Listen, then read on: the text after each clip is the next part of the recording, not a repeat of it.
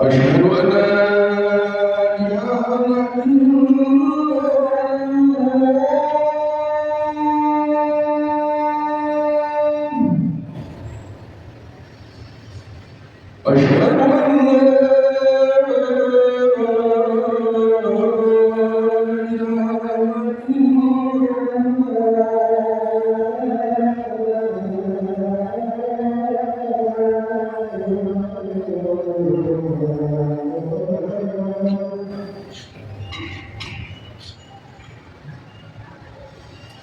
أشهد أن محمدا رسول الله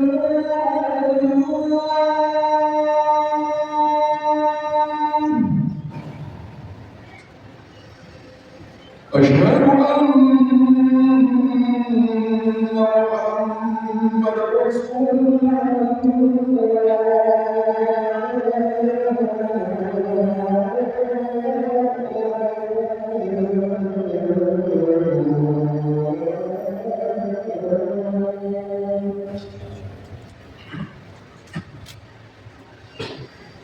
حي على الصلاة حي على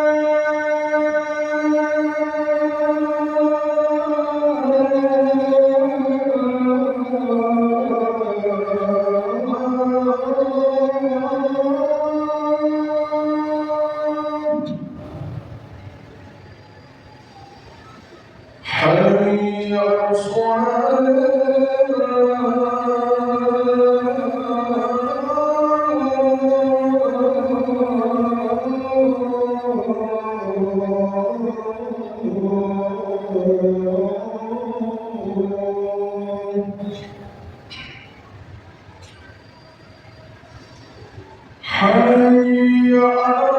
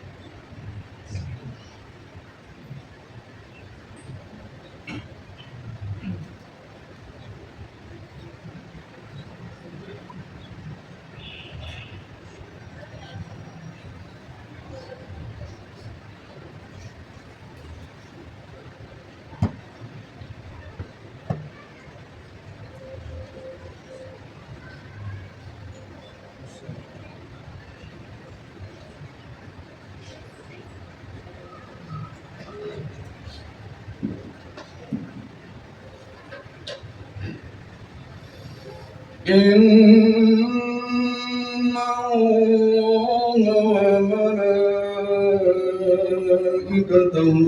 يصلون على النبي يا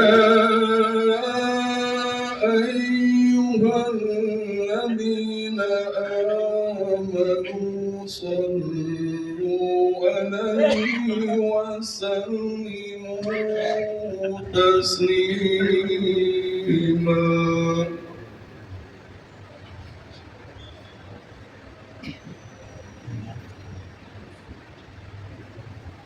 Assalamualaikum warahmatullahi wabarakatuh.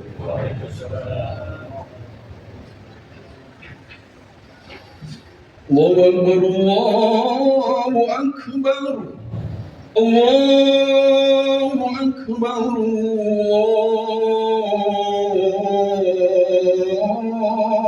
Allahu Akbar. Asyhadu an la ilaha illallah.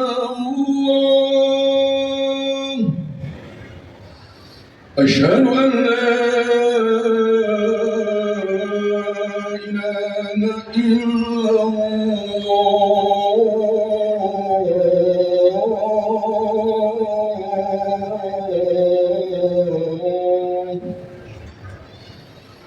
Asyhadu anna Muhammadar Rasulullah.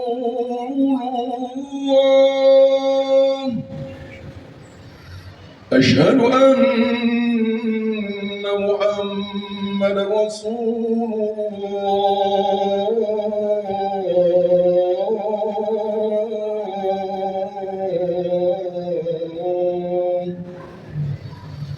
Hayya 'alas shalah, hayya 'alas shalah,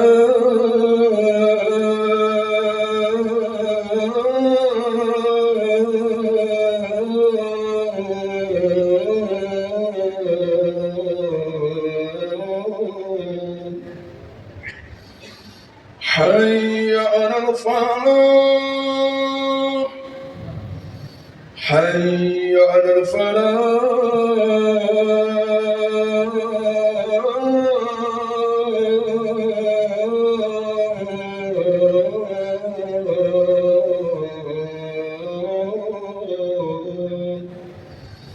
Allahu Akbar, Allahu Akbar. La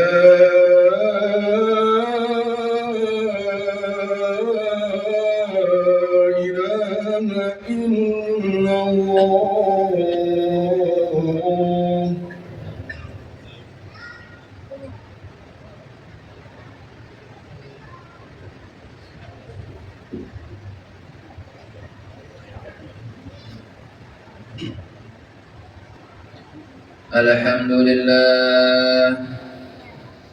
الحمد لله المنعم علينا بصنوف العطايا واللطائف الإحسان، وفضلنا على كثير ممن خلقهم بالعلم والعرفان، الحليم الذي إذا سئل أعطى وإذا استعين أعان.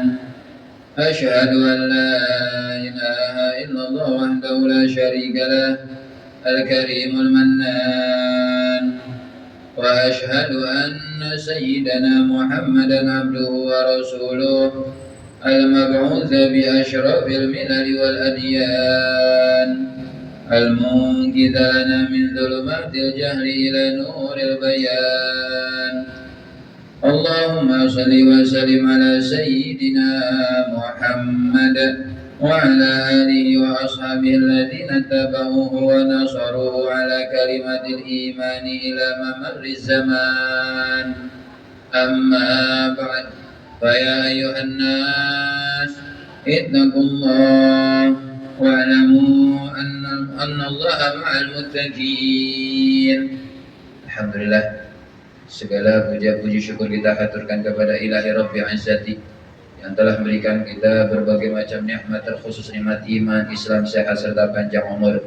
Dan karena perantara nikmatnya di hari yang mulia ini, di hari yang penuh dengan keberkahan ini, kita masih sama-sama diberi kekuatan oleh Allah Subhanahu wa taala, masih sama-sama diberi kekuatan oleh Allah Subhanahu wa taala untuk sama-sama hadir di tempat mulia ini untuk melaksanakan sholat Jumat berjamaah.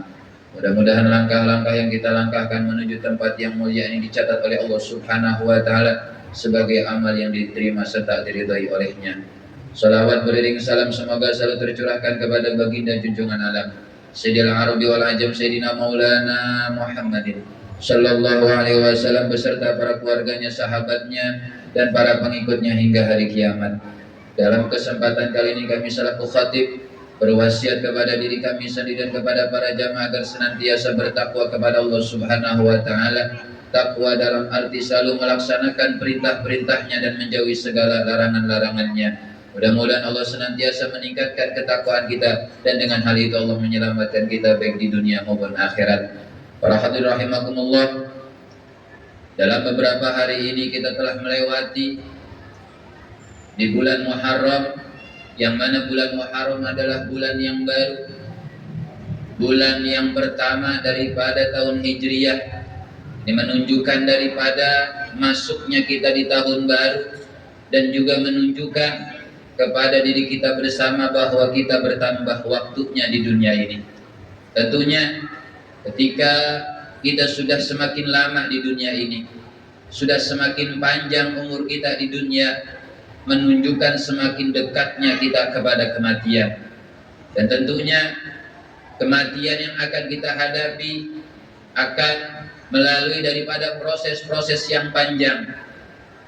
Dan setelah daripada itu kita akan dimasukkan ke dalam alam barzahnya, ke dalam kuburnya, yang mana tempat tersebut adalah tempat kesendirian, tempat yang gelap, dan yang akan bisa menerangi adalah amal-amal soleh kita.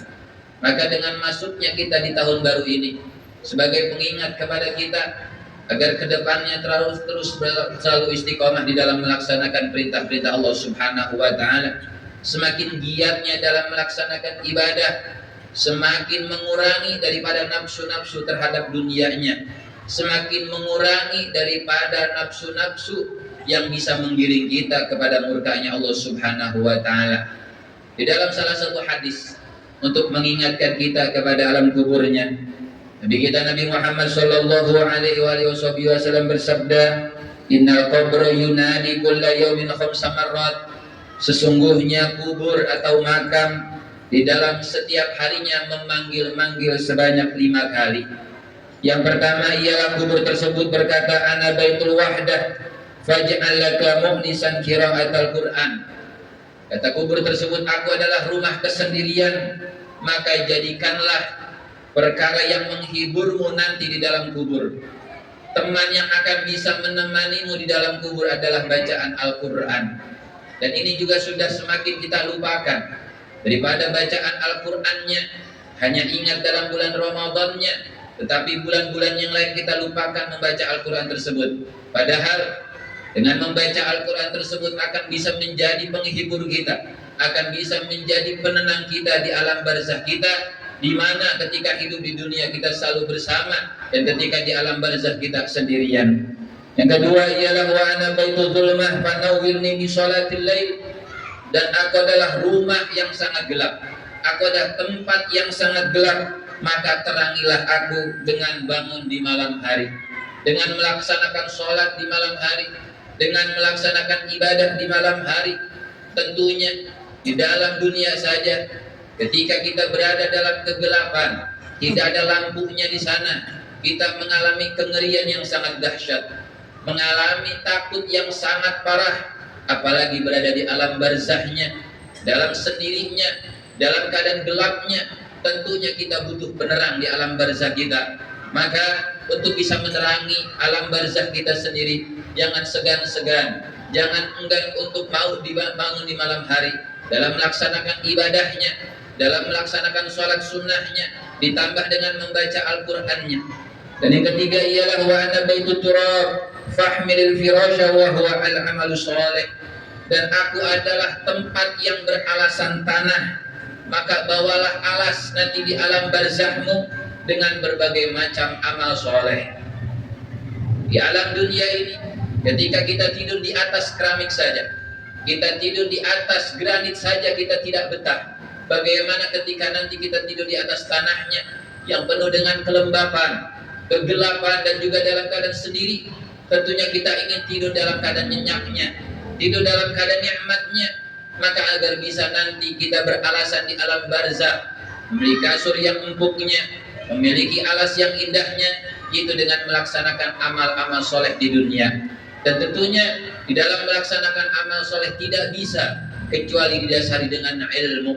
Dan dengan ilmu itulah nanti amal-amal soleh kita akan diterima oleh Allah Subhanahu wa Ta'ala sebagai perantara nanti selamatnya kita di alam barzah.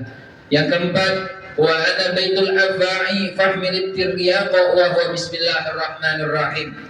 Dan aku adalah tempat berkumpulnya ular, maka bawalah penawar agar tidak masuk ular di alam barzah tersebut dengan memperbanyak membaca bismillahirrahmanirrahim dalam setiap keadaannya, dalam keadaan ingin melaksanakan amal-amal baiknya.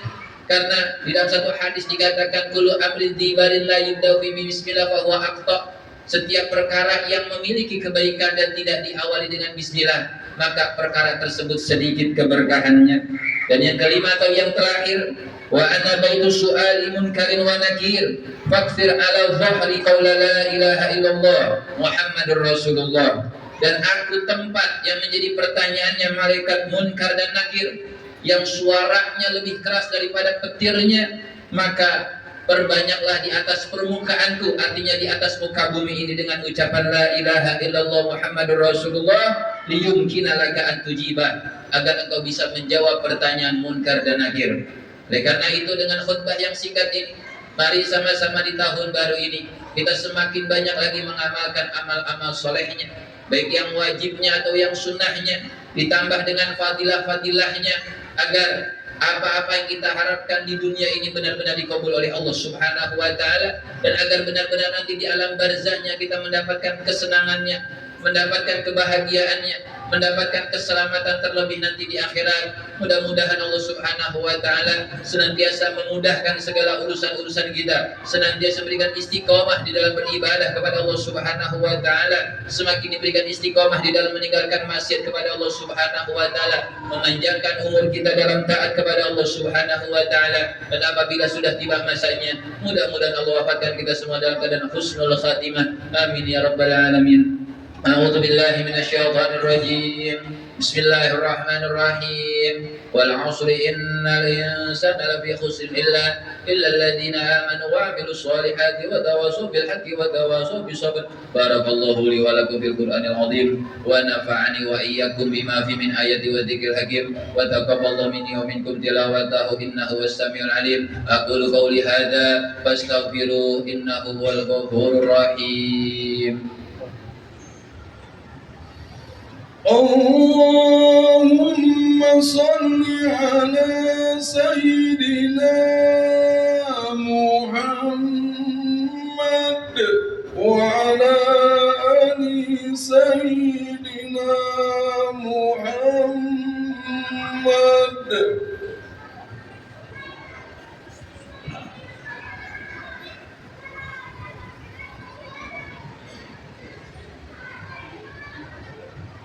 الحمد لله المنعوت بصفات تنزيه والكمال، وأشهد أن لا إله إلا الله وحده لا شريك له، وأن محمدا عبده ورسوله سني الخصال. اللهم صل وسلم على سيدنا محمد سيد الأنبياء والمرسلين وعلى آله وأصحابه أجمعين.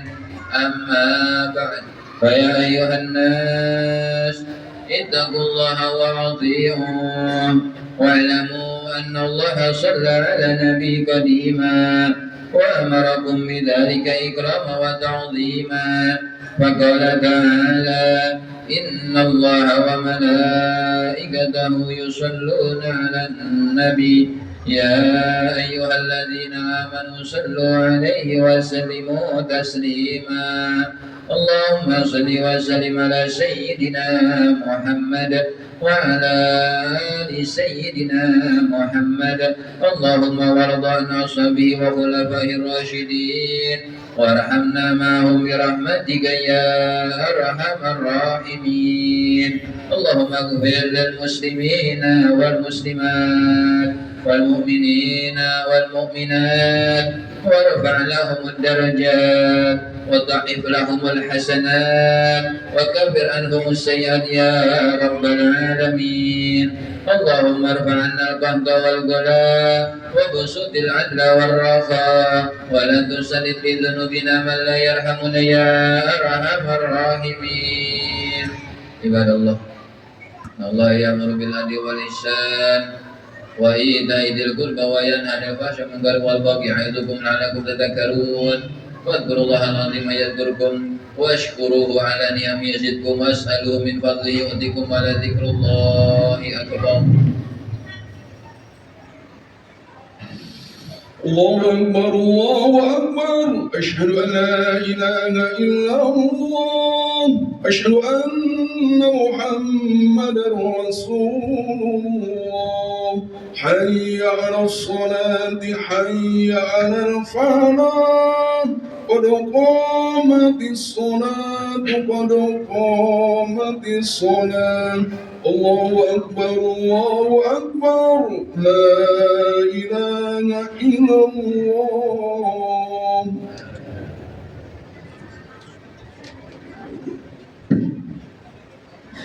Sawu sahakum baina tasbihatakum min tamami qamatis shalah. Teruskan didapatkan.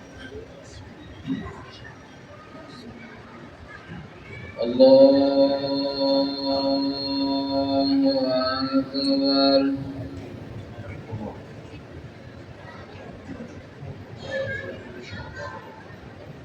Bismillahirrahmanirrahim. Alhamdulillahi Rabbil Alamin. Ar-Rahmanir-Rahim. Maliki yaumiddin. Iyyaka na'budu wa iyyaka nasta'in. Ihdinas siratal mustaqim. Siratal ladzina an'amta 'alaihim ghairil maghdubi 'alaihim waladdallin.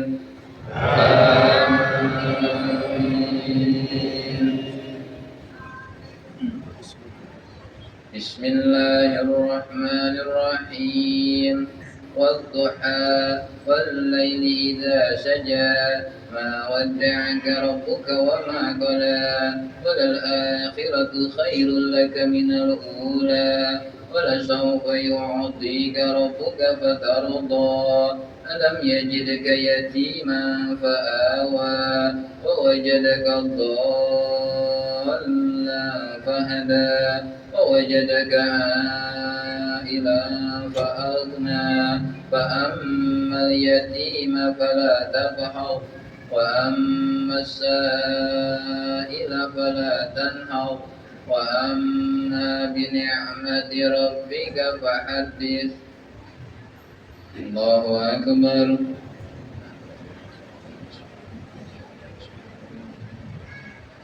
سمع الله لمن حمده. الله أكبر. الله أكبر. الله أكبر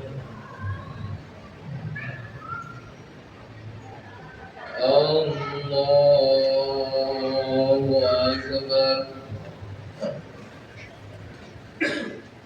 بسم الله الرحمن الرحيم الحمد لله رب العالمين الرحمن الرحيم مالك يوم الدين إياك نعبد وإياك نستعين اهدنا الصراط المستقيم صراط الذين أنعمت عليهم غير المغضوب عليهم ولا الضالين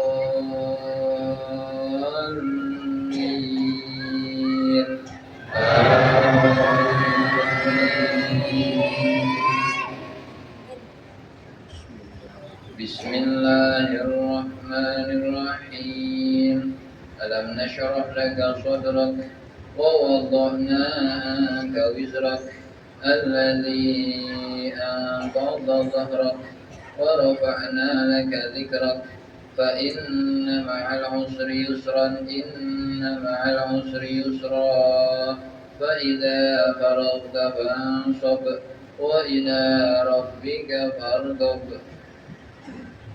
الله أكبر سمع الله لمن حمده الله أكبر الله أكبر الله أكبر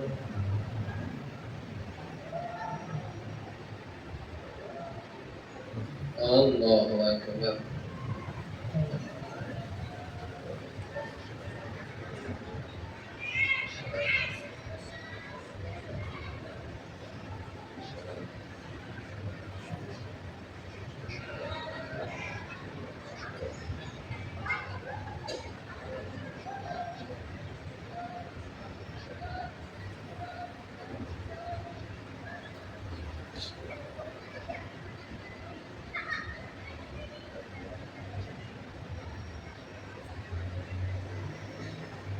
السلام عليكم ورحمة الله السلام عليكم ورحمة الله استغفر الله العظيم استغفر الله العظيم استغفر الله العظيم الذي لا إله إلا هو الحي القيوم وأتوب إليه من جميع الأرض وذنوب لا حول ولا قوة إلا بالله العلي العظيم الفاتحة أعوذ بالله من الشيطان الرجيم بسم الله الرحمن الرحيم الحمد لله رب العالمين الرحمن الرحيم مالك يوم الدين إياك نعبد وإياك نستعين اهدنا الصراط المستقيم صراط الذين أنعمت عليهم غير المغضوب عليهم ولا الضالين آمين استغفر الله العظيم استغفر الله العظيم استغفر الله والحمد لله محمود يد الجلال والإكرام صلى وسلم على سيدنا محمد في الأولين والآخرين وسلم ورضي الله تبارك وتعالى سادتنا وصحبه رسول الله أجمعين بسم الله الرحمن الرحيم الحمد لله رب العالمين حمدا يوافي نعمه ويكافي مزيدا يا ربنا لك الحمد كما ينبغي لجلال وجهك وعظيم سلطانك اللهم صل وسلم على سيدنا محمد وعلى آل سيدنا محمد صلاة تنجينا بها من جميع الأحوال والآفات وتقضي لنا بها جميع الحاجات وتطهرنا بها من جميع السيئات وترفعنا بها لك على درجات وتبلغنا بها الصلاة من جميع الخيرات في الحياة وبعد الممات إنك سميع قريب مجيب دعوة قاضي الحاجات اللهم اغفر لنا ذنوبنا وذنوب والدينا وارحمهم كما ربونا صغارا وجميع المسلمين والمسلمات والمؤمنين والمؤمنات الأحياء منهم والأموات ربنا افتح بيننا وبين قومنا بالحق وأنت خير الفاتحين اللهم افتح لنا فتوح العارفين واجعلنا للمتقين إماما اللهم كرمنا بما رزقتنا وبارك لنا فيما أعطيتنا ولا تجعل الدنيا أكبر همنا ولا مبلغ علمنا اللهم اجعلنا من الذاكرين واجعلنا من الصابرين واجعلنا من عبادك الصالحين. اللهم إنا نسألك العفو والعافية والمعافاة دائما في الدين والدنيا والآخرة. اللهم إنا نسألك حسن الخاتمة ونعوذ بك من سوء الخاتمة. اللهم يا غني يا حميد يا مقيم يا معين يا رحيم يا ودود أغننا بحلالك عن حرامك وبطاعتك عن معصيتك وبفضلك عمن سواك. ربنا هب لنا من أزواجنا وذريتنا قرة أعين واجعلنا للمتقين إماما. ربنا أنزلنا منزلا مباركا وأنت خير المنزلين. ربنا تقبل منا إنك أنت السميع العليم وتب علينا إنك أنت التواب الرحيم. ربنا آتنا في الدنيا حسنة وفي الآخرة حسنة وقنا عذاب النار. وصلى الله على سيدنا محمد وعلى آله وصحبه وسلم. سبحان ربك رب العزة عما يصفون وسلام على المرسلين والحمد لله رب العالمين.